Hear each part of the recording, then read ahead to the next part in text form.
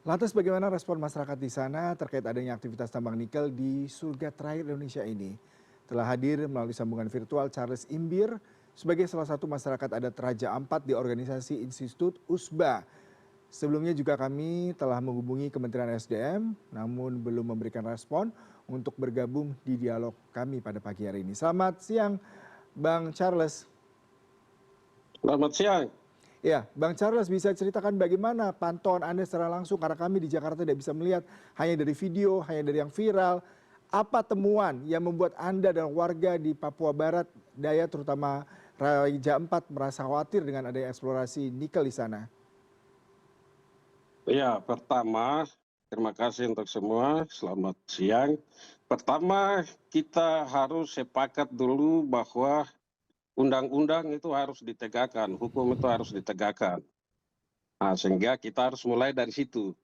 Bahwa undang-undang itu bicara tentang pulau-pulau kecil dan pertambangan itu dilarang. Termasuk juga keputusan Mahkamah Konstitusi.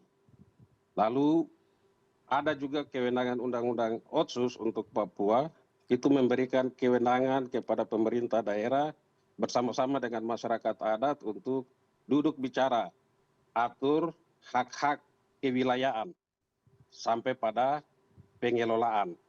Nah, itu penting. Jadi kalau undang-undang bilang larang ya larang begitu. Mhm. Jangan kita melanggar aturan itu. Kalau kita melanggar aturan itu bagaimana? Kalau rakyat kecil yang langgar, tebang pohon satu pohon ditangkap. Tapi kalau negara yang larang, yang langgar atau pemerintah yang larang bagaimana? Nah, sehingga itu penting dulu bahwa kita mulai dari situ. Mhm. Ah, kalau memang dilarang ya harus dilarang. Sehingga kemudian tidak membuat tafsir-tafsir baru. Nah, itu penting. Jadi penegakan hukum harus tegas. Nah, sehingga di daerah tidak macam-macam. Misalnya tambang nikel itu dilarang di GAK, tapi negara buka. GAK nikel ini BUMN, berarti negara sendiri melakukan pelanggaran atau pemerintah melawan undang-undangnya sendiri. Kalau pemerintah sendiri melanggar undang-undangnya, jangan juga salah ketika masyarakat adat mau buka lahan-lahan yang sendiri. Kan begitu, maka itu Mhm. pemerintah harus tegas. Kalau di Raja Ampat dilarang, pulau-pulau kecil dilarang untuk pertambangan, ya dilarang. Ah, itu penting, harus dimulai dari situ. Bahwa hari ini tambang nikel sedang berjalan di Raja Ampat itu ya bukan baru, sudah lama. Di Gaki ini sudah lama. Nah, tadi kalau kita ikuti rentetan sudah lama, sudah banyak protes dari awal masyarakat adat, baik dari kepemilikan hingga pada bagi hasil, hingga pada lingkungan hidup. Ah, memang kalau bicara teknis ya mungkin sebagai BUMN, Badan Usaha Milik Negara, perusahaan tambang ini mulai memperbaiki diri. Tapi sebelumnya sudah ada protes-protes dari masyarakat.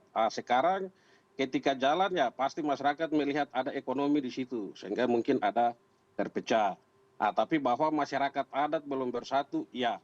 Karena misalnya di Pulau Gaki itu bukan hanya masyarakat kampung yang kemarin demo itu menerima, tetapi ada masyarakat KW, ada masyarakat BTU yang juga punya hak kepemilikan di Pulau Gak. Sehingga tadi kewenangan Undang-Undang Otsus itu memberikan masyarakat adat ruang untuk bisa berdiskusi dan pemerintah harus mendengar itu dalam musyawarah besar. Itu Undang-Undang Otsus bicara seperti itu. Dan semua hampir undang-undang nasional menghargai masyarakat adat. Nah, bahwa ancaman terhadap lingkungan hidup itu nyata, ya nyata. Tadi berita tadi itu di Manoram. Manoram itu di Waigeo Utara. Itu mempengaruhi Kepulauan Ayau. Di sana itu ada daerah konservasi laut daerah. Begitu juga di PTKW. PTKW di Pulau KW milik orang KW yang ada dekat dengan Wayak, ada dekat dengan wisata bahari ke arah Piademo atau Waigeo Barat, dan itu ada di kawasan juga suaka alam perairan. Begitu juga yang ada di Batang Pele. Jadi faktanya memang ini mengancam. Mhm. Ini mengancam dan memang sudah terjadi bukan-bukanlah. Dan di situ kita tahu Raja Ampat ini 75 jenis ikan dunia laut itu ada di Raja Ampat. Kalau ini hancur, maka sirkulasi ikan dengan karang di dunia itu akan rusak. Mhm. Kalau itu terjadi, maka Raja Ampat hanya tinggal cerita. Maka itu misalnya, kenapa dibuka tahun 2023? Nah ini negara sudah tahu bahwa pulau-pulau kecil dilarang. Kenapa masih buka lagi izin tahun 2023? Kalau pemerintah daerah yang buka lama itu sudah dilarang, maka itu karena nasional mengizinkan, maka di sini semua terbuka lagi dan itu mengancam. Ada burung, ada hutan, ada ekosistem hutan, ekosistem laut ini akan terganggu. Itulah ancaman yang akan dihadapi oleh Raja Ampat dan dunia akan kehilangan. Tetapi masyarakat adat juga akan kehilangan makan, minum, dan sumber daya kehidupannya itu dari situ. Sehingga ini praktik-praktik pertambangan seperti ini melanggar aturan nasional, melanggar undang-undangnya sendiri. Ini penting ditelusuri mengapa nasional selalu memaksakan kehendak bahkan melawan undang-undangnya sendiri. Mhm. Itu yang penting. Ya, Dan baik. tentu Raja Ampat akan kerusakan lingkungan. Karena Ya. kita tahu di mana-mana tempat, di Freeport, di Molowali, di Sulawesi, Kalimantan, bahkan di Weda itu rusak, bahkan terakhir itu banjir. Lalu catatan, negara jangan lupa di awal tahun ini itu negara punya hutang, hutang kepada Amerika.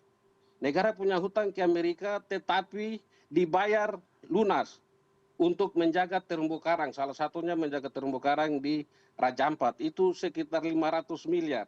Hutang negara kepada Amerika itu ditukar atau dihapuskan. Karena salah satunya menjaga terumbu karang. Dan terumbu karang ini di Raja Ampat menjadi fokus utama dunia.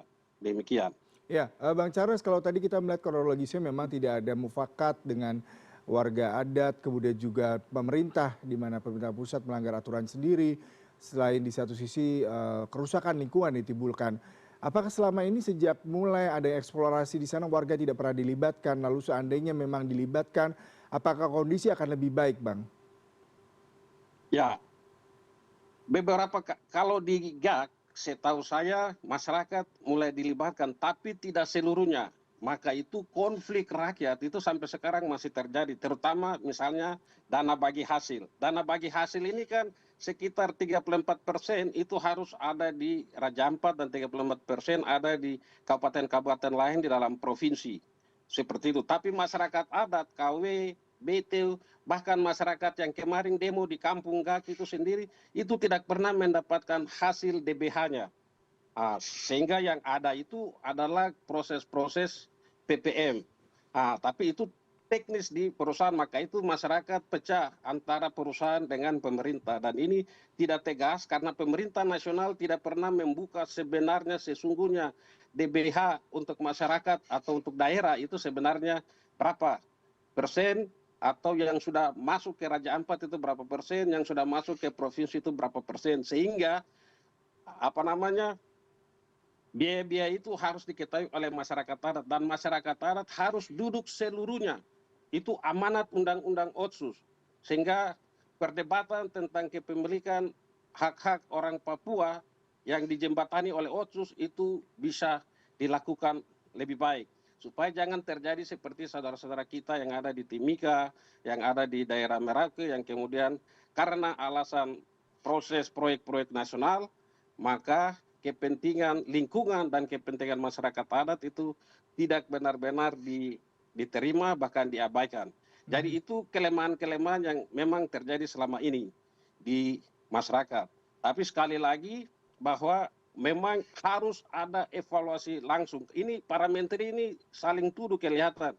Menteri SDM bicara ke LKH, bicara ke ya banyak nih, ada Menteri Mhm. Keuangan lah, ada segala macam di situ kementerian, ini terlalu banyak. Jadi ini sudah harus diambil oleh Pak Presiden. Pak Presiden harus tertibkan menteri-menterinya ini supaya mereka bicara yang baik untuk masyarakat, bicara yang baik untuk negara, dan ada apa sebenarnya sehingga perusahaan-perusahaan ini melanggar peraturan yang harusnya tidak beroperasi di pulau-pulau kecil, di daerah-daerah khusus konservasi, suaka alam dan hutan lindung masih tetap beroperasi. Pengecualian-pengecualian ini kenapa begitu? Baik. Siapa yang bermain di belakang ini yang kemudian membuat masyarakat Raja Ampat, masyarakat adat kehilangan hak-haknya, dan juga masyarakat dunia akan kehilangan surga yang katanya surga terakhir atau surga kecil yang jatuh ada tinggal di bumi ini di Raja Ampat. Baik. Ini wajah depan Papua. Orang Papua di Raja Ampat selama ini senyum-senyum, terima semua orang dari seluruh dunia datang untuk berwisata. Kalau di Raja Ampat terjadi kekacauan, itu menjadi warna bahwa di Papua memang tidak aman begitu. Ketidakkenyamanan ini salah satunya adalah ketegasan pemerintah nasional untuk menjalankan undang-undangnya secara murni dan konsekuen. Ya. Nah, saya pikir itu penting. Bang Charles, kalau Anda katakan tadi pemerintah harus tegas. Salah satunya ini kalau kita bicara Kementerian Lingkungan Hidup telah membekukan sementara aktivitas penambangan sejak 5 Juni dan hari ini Presiden Prabowo akan memanggil sejumlah menteri yang berkaitan dengan eksplorasi di Pulau Gak dan beberapa pulau lain di Raja Ampat. Seandainya memang dihentikan, apakah ini nanti akan ada langkah lain yang Anda harapkan mengingat memang sudah ada peluang ekonomi tumbuh di sana, sudah ada eksplorasi, bahkan sudah ada kerusakan lingkungan. Seperti apa seandainya memang dituruti nih keinginan kita semua untuk menghentikan dan apa langkah yang tepat untuk kembali menjaga Raja Ampat sebagai surga dunia yang terakhir di Indonesia? Apakah memang tidak perlu lagi ada eksplorasi? Ya, kalau undang-undang bilang pulau-pulau kecil ini tidak perlu ditambang, ya tutup aja tambang. Itu kan pertama. Tambang ini untuk siapa? Masyarakat Raja Ampat tidak makan tambang. Tapi kalau lautnya, ikannya, pohonnya, burungnya bisa mendatangkan keuntungan-keuntungan pariwisata yang setiap hari Baik, muncul. Walaupun kecil, tetapi kemudian negara harus memastikan tata ruang di Raja Ampat ini untuk apa. Kalau memang untuk pariwisata dan perikanan laut, perlindungan yang tadi seperti Amerika punya hutang bisa ditutup dengan membayar terumbu karang, maka nasional, presiden harus menjamin adanya perlakuan-perlakuan untuk menjaga Raja Ampat dengan mengembangkan ekonomi wisata secara kuat ke pariwisatawan, ke perikanan. Ini memberi energi kepada masyarakat sehingga masyarakat benar-benar bisa mengelola itu. Jadi pendekatan-pendekatan ekonomi wisata itu penting dari semua kementerian sehingga Raja Ampat benar-benar ditolong. Begitu juga pasti akan diikuti oleh pemerintah daerah dan juga baik provinsi maupun kabupaten sehingga kawasan Raja Ampat benar-benar dikelola secara nasional untuk kepentingan kelautan, perikanan laut dengan pariwisata yang benar-benar sehingga di situ pertanian dan lain-lain bisa dikembangkan baik. untuk masyarakat sehingga Ya, masyarakat yang selama ini menjaga alam ini benar-benar akan jaga dan tidak merusak sehingga ada sumber ekonomi di situ yang membuat masyarakat hidup lebih nyaman. baik Karena Bang Ibu. tambang nikel ini untuk kepentingan nasional, untuk kepentingan bahkan untuk kepentingan internasional. Mereka-mereka yang membutuhkan nikel itu entah buat mobil listrik dan segala macam. Tapi di Raja Ampat masyarakat tidak akan atau masih jauh sekali untuk menikmati mobil listrik itu. Nah, sehingga ini penting juga disuarakan sehingga kembali lagi ke pasalnya undang-undang negara ini harus ditegakkan sebagai bentuk kecintaan kita kepada Baik negara Bang Imbir. ini, maka semua peraturan di negara ini, pemerintah ini harus dikuatkan, harus dijalankan dengan semurni-murninya. Jadi kalau memang pulau-pulau kecil di seluruh Indonesia dilarang, dilarang, termasuk juga di Raja Ampat. Baik. Nah, sehingga kemudian ada evaluasi total, jangan sementara. Dan disitulah pemerintah nasional, pemerintah daerah, dan masyarakat adat harus duduk sama-sama untuk bicara tentang masa depan Raja Ampat dalam tata ruang negara ini, tata ruang wilayahnya, Raja Ampat akan dibuat jadi apa, begitu demikian. Ya, baik Bang Charles Imbir, terima kasih untuk perbincangannya sangat memberikan inspiratif terkait dengan seruan, perasaan, kemudian juga ide dan juga bagaimana mengelola Raja Ampat sebagai kawasan konservasi alam dunia dan juga memberikan banyak sekali pemahaman bahwasanya tidak hanya eksplorasi tapi juga banyak sekali hal-hal terkait dengan lingkungan, alam dan juga pariwisata dan juga sosial budaya di sana tetap harus dipertimbangkan ketika melakukan eksplorasi tambang di Papua Barat. Selamat bertugas kembali, terima kasih untuk waktunya Bang. Terima kasih, hormat.